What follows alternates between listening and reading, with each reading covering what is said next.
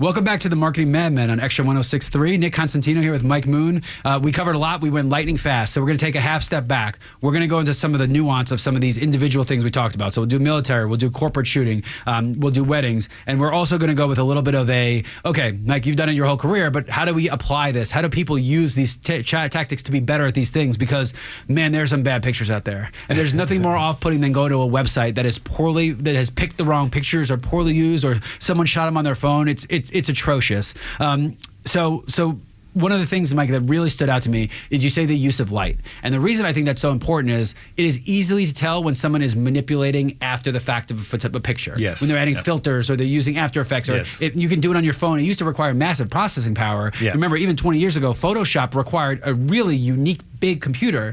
Now, 13-year-old phones are going to be able to edit on the fly. Light's important. So talk about something as nuanced as the military, where there is so much open to interpretation as to why we're there, what could go wrong, whose political background. There's so much nuance there. But in its core, you are trying to capture a moment. So talk about, as you go, how you approached it and some of the most memorable things that you did shoot when you were in the military. Oh my gosh. Okay. So it was really largely up to me what I shot. And that was the freedom of the job. That was what was amazing. As an enlisted guy, I had much more control over my job than probably anybody I knew, in that I could go out by myself, right? And back then it was prior to the internet even for me. So back then it was typing on a word processor and then sending the stuff back on the next deployment, to go back to where it could be published when I was still deployed or whatever.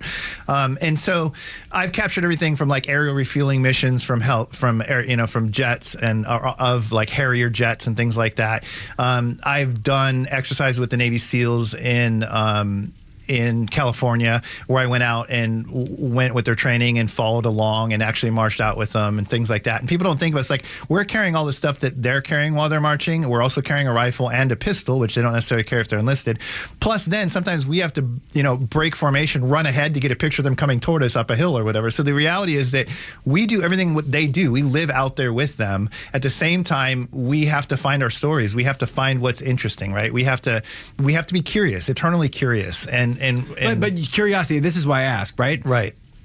And look, any government wants control of the narrative in which they're putting outward. Yep. So curiosity, I feel like, can also get in the way of the mission. And I'm trying to tiptoe around this, but you know what I'm getting to. Yeah. The propaganda is not the word, but in every country ever, it is. Oh, well, okay. Well, now that you said it, not me. So I'm allowed to say. But in the form, especially if you're talking about international radio, our purpose of being in Germany is to propaganda the Germans into believing certain things about our culture that we want them to believe. Not in a negative way. There's no negative connotation. Everyone does it to everyone. It's not an American thing. This is every functional society. It's happened since the dawn of shared and military. So that's more what you're talking about. There is more intel type jobs, things like that. What I was internally for the Marines themselves. So if you're in Japan and all you have is Japanese radio stations available, then we're the one English radio station that plays English music and for the Marines. So this was more internally. Now that helps me immensely. Right, but there's still a lot of nuance involved. Exactly. And there's also things. We had a secret clearance, but we didn't have a top secret clearance. So there's instances where I was taking pictures of the insides of jets or things like that, where you might see a shot of something, and we had people looking at that sometimes saying, "Oh, this picture can't be published." Yeah. So if there's a certain button that has a feature that's not available, that's experimental. It gets to China. How do we steal this feature? Like there's a million ways. I mean, there's just so much stuff. Yeah, but believe it or not, even generals, even 2-star generals, were taking training from me, a corporal. I was actually pretending to be a reporter from the Orange County Register in Missouri one time, training reservist generals on what they could say and can't say in like a fake situation where an aircraft crashed. And so we were really trained. That's why I go back to J.D. Vance and being so good on camera and knowing what to say and what not to say. It's because of the understanding of kind of where that sensitive area is. You mentioned it. Yeah. We just had an awareness of that sensitive area in the first place. And you're almost walking up against the line but never crossing it. Exactly. Where generals don't even know what to say, right? You want the hook. You want to get people. You want it to be, but you can't cross the line, so you know how to walk up against the line. Yes, exactly. And that has probably served you well with a lot of the things you've shot later, because look, it's all about engagement nowadays. You want to get enough of something to hook somebody in, but you don't want to cross a line to make it right. And when you're working with celebrities and you're working with CEOs, which I've done, and when you're shooting celebrity weddings, things like that, there's a lot of stuff that you have to walk that line, right? I mean, I shot a wedding for Mark Meadows, President Trump's chief of staff, during COVID, and there was a lot of sensitivity going on around there. So, I didn't share the pictures right away, and we kind of left that hanging for a bit. And so, I think that, when the Secret Service called me the week before that, they even said, like, we did your background. We saw what you did. We're not worried about you. You're cleared. You're good to go. Yeah. So it was like I didn't even have to do anything extra because of that job in the Marine Corps. So it served me well But later. I would have to imagine that there was also a reputation that they called a couple of generals and people that are around you and like, this guy's cool. Like, the paper only says so much, right? They probably referred, and some of the people you were around, they're like, no, this guy gets it. I'm sure they did something, because they just literally called me and said, you're good for Saturday. We just checked everything out. I'm like, okay. They didn't ask me any questions or anything. What about, what are some of the moments that you captured that are your favorite pictures? What has made it to the public? Where can people see any of these if they can? Or what are your favorite moments that you've captured? Go into some detail about what it was like when you shot it, what you realized after the fact. Talk about that part and the actual art and what you got out of those shots. Oh my gosh. Okay. So there's not much you can see anymore because this was in the newspaper days. So everything was published and kind of gone. It's not even real on the internet much anymore. Do they even have microfilm anymore? Microfiche? Can you even do that anymore? Yeah, you can do that. You can do that, so you sure. can find it. And it was published in various, the Orange County Register, the New York Times. There's certain things that would make those big papers, because we would send them out to the press departments of those places, and then sometimes they wanted to print interesting stories about what the military is up to, whatever, on weekends, especially Saturdays, things like that, the bigger issues.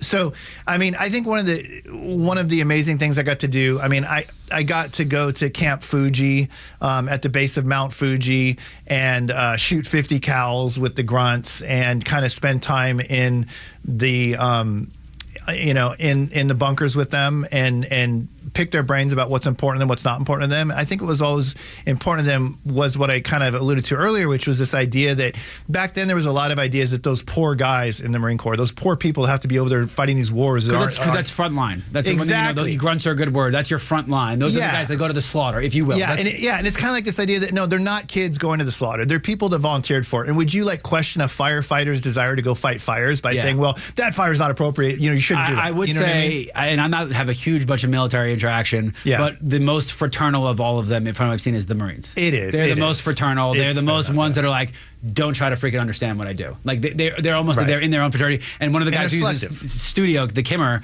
is his 80s, but he was Camp Lejeune. He was a Marine, and he is much more. I don't share about it because you're not a Marine. I'm not telling you. The Army guys seem very, very happy to just tell the stories of the Army, but the Marines seem much more sheltered as to who they let into the inside. Yeah, I think so, because people don't really consider the Marine Corps elite, but it's pretty elite. Special Forces might be above and beyond that, but beyond that, it's got the least amount of members, right? I think it's down to 130,000-ish, somewhere around there. That's significantly less than a lot of those services. And like I said earlier, they don't have recruiting problems. They don't give bonuses for recruiting. I didn't get anything extra. I got the basic GI Bill. Back then, it was almost nothing. The reality is, you join any other service, you're going to get more money. You're going to get your college paid for. You're going to get a million things the Marine Corps doesn't offer. Frankly, they do more with less. They're the tip of the spear. They're the first ones in, and so the reality is that they're just highly efficient. And to be honest, every Marine I know, what I love about the Marine Corps is that it really set me up for life to be good at everything I did. And so you asked earlier why I wanted to master my craft back then, being a photographer. See, nowadays, you also said this. Nowadays, what people do is they'd only get good enough at something in order to basically market it, and then once they market it, they shift their efforts into making more money by marketing more effectively, rather than just spending time getting better and letting it naturally sell itself. And so I think that's the difference. And so I think that's what the Marine Corps does, that sets up an expectation of excellence, and this idea that you can't fail. No matter what, you can't fail, right? You repeat, you try over, you learn, and you go back and you take those mistakes. Just don't make the same mistake twice. Exactly. And so that's really what the Marine Corps does. They adapt and overcome, which is really what it's about. And I think that sets us up. So obviously you can't just go film the Marines. Obviously you can't go shoot the Marines. So the next part of the career, let's talk a little bit about the corporate stuff. Okay. About films for Home Depot. Yeah. Because I think one of the things that I found as a marketer, the bigger the company gets, the more strict the protocols are to which they can allow, their brand guides, their imagery, what it fits, what it matches. I'm not going to compare it to the sensitive nature of the military, but they got some pretty strict rules of what can go on Home Depot's website and what can, and placement. So talk about what you applied on that side to the corporate side, and then let's talk a little bit about what people get wrong when they shoot for products and when they shoot for websites. Okay. So I'm working for Home Depot corporate. I was there for 6 16 years. I shot weddings on the side and other photography along the way. So I've been an active photographer this entire time, the last almost 30 years.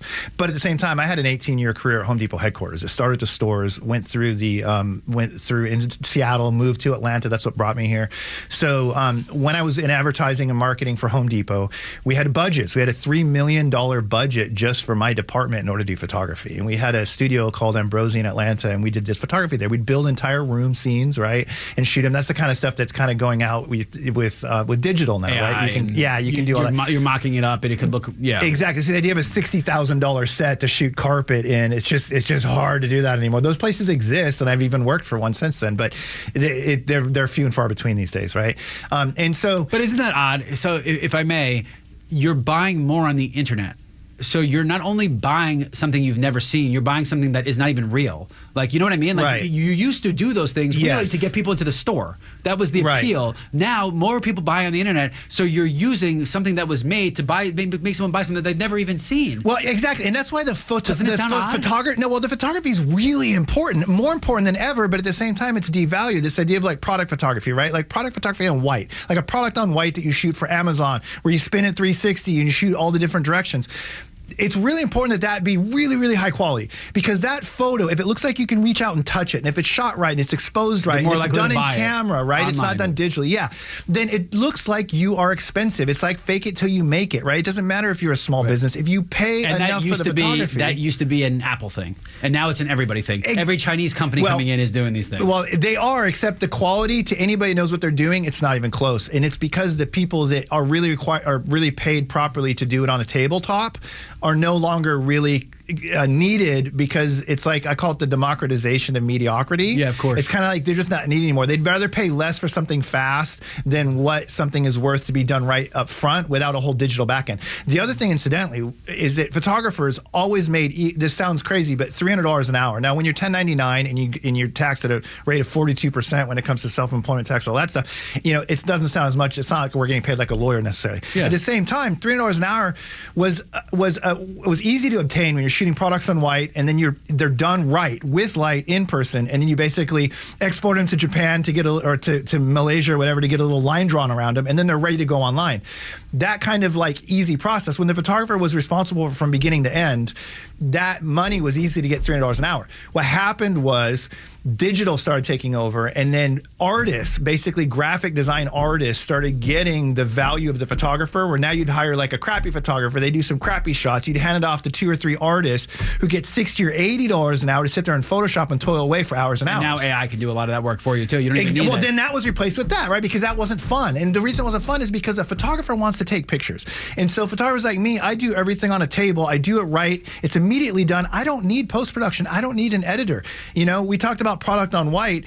You have to light the object separate from the background. If you don't do that, then you can't get the object lit brightly and also get a perfect white background. Yeah. It just doesn't happen because it's got to be controlled independently, right? I can't. So I'm no kind of photographer, right? But I do a lot of stuff on eBay. I buy and resell watches. I love high-end watches. So one of the hardest things is the glare coming off an anti-glare thing. Yes, right? If it's a chrome faucet, these things are not easy. But there's workarounds to be just good enough. Well, where I'm better than 90% of the people, but that level to get to the top 1%. But here's the difference. A chrome faucet is like a mirror. It's like a concave or convex mirror, There's right? One right there. This by itself has it. Exactly. It's 2, so you have the chrome reflecting. And you're going to see the set all around it, right? But you also have an arc. You also have on the top of the thing, and it has to have anti-glare. Right, and so it has to have pure white, gray, and pure black in it. Otherwise, it won't look like chrome. If you're missing pure white or pure black, it's going to look like it's stainless steel instead of chrome. The reality is, how do you do that? How do you not make a mirror not show the set around you? Well, if you put it in a white box, like a cheap box you buy on Amazon.com, exactly, it's going to expose all the white and the product all evenly from all sides. You have no control over that. But you need a good camera because your lighting also isn't as good because you're blacking it out with the box. Exactly, and the camera is not really as important. What that's going to require in the end, if you use one of those, is you're going to have to spend a lot of time in post-production cleaning it up on a computer because it's just not going to get done right. Now, what I used to do, that's why I say it was practically done. There's this trade that was taught where, like, if you're shooting a chrome faucet, you take like sheets of 250 diffusion. I won't get too technical, but it's like wax paper. You basically surround it around the object and you light it with with 5 different light sources, and that wax paper basically makes it clear. The reflection will be clear from the paper, and then it'll have natural gradients from the light. Cool. And so when I hand that off, I don't need somebody to go clean it up as an artist and Photoshop the crap out of it, because when they do that, it ends up looking like a cartoon. Wax paper is cheap. That's just technical skill that you have. Yeah, you're not adding some huge thing to budget. You're just putting wax paper, which you can find at the store. Right, and in the end, what I was showing you was a perfectly lit, perfectly shot glove that wasn't cartoonized by an artist who went and tried to clean up all the reflections and things that shouldn't be there. It was done naturally, on a set. And so I think that's the skill that was lost. It's the trade that old men taught me, and like, who's learning it now? Yeah. That's a problem. And that's a problem with all the trades. Well, it's a problem because the quality goes down overall. And the price doesn't go down. That's what's interesting. Basically, the cost has gone up, the quality's gone down at the same time, and the companies don't understand it because they've taken the photographer and they've devalued the photographer, and then they've given his value, like I said earlier, to the digital artist. And the digital artist cartoonize what's real in the first place. Well, and that's a problem. You're first of all, you're sending it out to countries who have a completely different status of how they sell things and do things. Then now AI is replacing it. And what I've learned about AI is they say it learns, right? But it learns poorly, and it learns bad habits just like it learns good habits. Yeah. So if you're giving the wrong inputs, you're going to get the wrong outputs. And AI can never be better than average because it is average. It learns average. It's not. It can never be masterful. Because you're using it to save time, and anytime you do anything to save time, you're making it more average. And what the time it's saving is the post-production time that people put on themselves that without even knowing that it was a mistake in the first place. In other words, give the money back to the photographer, hire a photographer that knows what they're doing on a table in real life, and you don't need to save any time. The time is saved automatically. I love it. I've gotten you so hot. I got you so hot, and everyone can hear by him slamming on the table as he slamming on the table as he goes. Those reverberations. Hopefully, you got a good subwoofer in your car, and you're hearing those reverberations. All right. We're gonna cool them down. So, Mike, we're gonna take a step back because you have covered a lot of the issues in which I wanted you to explain why do things the right way. We've lost the trades. We've tried to make everything so simple. By doing so, we're making it harder. The expectations on people are higher, but it's coming out crappier. I do want to briefly ask you. So, when they film fast food, besides the fact that they are making these burgers with little sticks and styrofoam, how important is the shots that they do, the lighting? They're still putting time into that, because I've never seen a Taco Bell taco look anything like I see in the pictures and the advertisements. Well, so they got to be spending time somewhere. You have a food stylist, first of all, who's responsible for things like, oh, that's not even real cheese, right? That's some plastic thing that looks like cheese, or like they'll use like Crisco for ice cream so it doesn't melt on set. You have that food stylist, but the food stylist is important, but the lighting is exceptionally important because you have like spectral highlights, which are like where the juice is shiny on the edges. You can't get that with steady lights. You can't get that with hot lights. That's all shot with strobes, because strobes are infinitely more powerful than steady lights, which is something else people don't understand, is that basically product photography requires really powerful lights that can override ambient. They override the real world. They're infinitely brighter. And to the point where if you're shooting all day, you have to blink your eyes when you fire the shots, or your eyes feel like sunburned at the end of the day. So they're using incredible light skills at that level. These are because of the wavelengths of the light, because of the power of the light. What makes them different than the regular light under the sun? Is it just there's just a stronger source of it? It has to be stronger in order to ride ambient, because you don't want to work in the dark necessarily, pitch black, right? And because the lights that are in rooms are not high enough quality. It's called CRI value. Essentially what it is the light doesn't emit all the colors of the rainbow. Sure. And so the camera can only absorb what it gets. So imagine that light doesn't have magenta in it. So to be true white, you have to be all colors together. You have to use strobe. Exactly. And so strobes are 100% CRI value, which means pure black is an absence of all color. Pure white is the inclusion of all colors. Of all color. And then certain lights. I know some things. And then most light sources are missing magenta at first. That's the first color that drops off of the light source. So if the camera, by wavelength, and that's a wavelength. By wavelength. So if you're shooting in like an orange incandescent light in a room, which is a typical light bulb, and you're shooting a human skin, you don't get any magenta shown to the camera. So later, when you go into Photoshop, you can't pull magenta back to make it look good. The skin's orange and it's locked in orange, because otherwise, what you should have done is use strobe to override the ambient. In other words, you shut down the room lights with your camera settings, then you pop in a powerful light that's brighter than the room in the first place. And now at that point, that light is 100% quality, which means your skin tones look natural. My goodness. This man knows what he's talking about. It's a technique. My nips are hard just from hearing this, man. He got me all worked up over here. All right. It's a whole other show. All right, let's go to weddings. And what I want to talk about with weddings is it is such an important part of someone's life. They have all these things perfectly. Sometimes they go cheap on the photographer, man. Yes. And like and honestly, like it's one of the things you can ask to see pictures, but for me, when I got mine, I interviewed a lot of them, and I was like, look, I go, you haven't asked me about me, my family, what we do. Like, we're Greek, Italian, Puerto Rican, Dominican. You're going to see some weird stuff, dude. This is not going to be like a white American wedding. This is going to be weird dances you've never seen. Yeah. And the one that embraced it was the one who was like, oh, I've done these before. Here's what I've studied these. Do you want that? That at least engaged with it. So I think that's the problem with photography. They look at pictures, they go, these are perfect. This is what I want. Okay, well, was that a boring wedding? Was everyone stationary? Were they not breaking plates in the middle of the floor? Do you know how to capture that? So talk a little bit about what you bring to photography, to wedding photography. First off, tell them the name of the company, and tell them the little snafu so they don't find you via the wrong company and send business to the guy that stole your stuff. Oh yeah, no kidding. So my name is Mike Moon. Obviously, I had a company called Mike Moon Studio in Atlanta for a long time. That company still exists. It was, unfortunately, I got involved with a business partner who stole the name, trademarked it, did some embezzling behind the scenes. It was a mess. So basically, if you're looking for Mike Moon, go to Lit Weddings, which is L-I-T. It's Litwed, LITWED.com or Lit. And that fits Atlanta. Atlanta's a very lit place, and we got the lighting. We got to call come full circle. And you'll see on there how technically I treat it. Right, I treat it like a trade, like a profession. I'm very interested in the quality and the experience itself. Now, you talked about the experience, right? As a wedding photographer, it's one of the hardest jobs in photography, no question about it. You're not only a timekeeper, right? You also are a wedding planner in a lot of cases because they're not even around half the day. Yep. You're also responsible for making the bride feel comfortable, right? A lot of people don't know what to do in front of a camera. Where do I put my hands, right? I always laugh because like I'll shoot like a black wedding and the grooms are so confident, right? They just look beautiful. And then I'll shoot like a wedding with white guys and they're like, what do I do with my hands? And I always joke. I'm like, I never had a black guy ask me to do it with his hands. You know what I mean? I don't know. Like, put them in your pocket. They've been attached to your arms for 30 years. Figure it out. Oh, man, I love it. But the reality is that we are basically on a stage the entire day. Everybody's looking at us for the answers. And so we're in charge. And when it comes to like video, it seems like video is so popular these days. It is popular. But like you alluded to earlier, you actually mentioned, it's the consumption of video that's questionable because it takes all your attention to consume a video, right? It owns you when you're watching it.